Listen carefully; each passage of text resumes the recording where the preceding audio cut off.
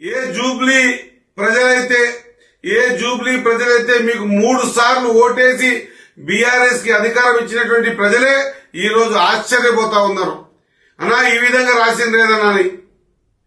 కాబట్టి కొద్దిగా మనం మాట్లాడేటప్పుడు గతంలో మనం కూడా ఏం చేసినాం, మనం చేసిందని వీళ్ళు చేస్తుండ్రేమో అట్లా అని చెప్పి వాళ్ళు అనేద్దామనేటువంటి మాటలో ఉంటే ప్రజలు నవ్వుకుంటారు. ఒకసారి ఆలోచన చేయాలి. ఖచ్చితంగా 20 ఫిర్యాదులు ఇచ్చినాం, 30 ఫిర్యాదులు ఇచ్చినాం. ఒక డెలికేటెడ్ బూత్ ఉంటే దానికన్నా ఏదో పెట్టాలి ఫోర్సు.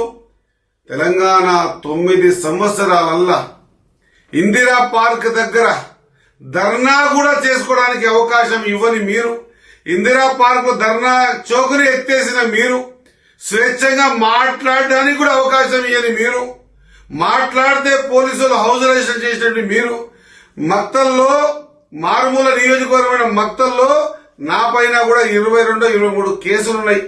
నాకు దాదాపు 60 నుంచి 70 సార్లు హౌస్ అరెస్ట్ చేశారు. ఆ స్వేచ్ఛ లేని పరిస్థితిని చూసి ఈ రోజు ప్రజలందరూ కూడా స్వేచ్ఛతో తిరుగుతా ఉన్నారు. ఈ ప్రభుత్వం ప్రజాప్రభుత్వం ఎవరి మీద కూడా చర్యలు తీసుకోవాలా లేదా మాకు ఇట్లా చేశారు కాబట్టి టిట్ ఫర్ టాట్ గా చేయాలనే ఆ డిపార్ట్మెంట్ ని, ముఖ్యమంత్రులను, మంత్రులను, ఎమ్మెల్యేలను తిట్టడం వల్ల ఏదైనా మీకు సంతృప్తి జరుగుతుంది అనుకుంటే అది మీ భ్రమ.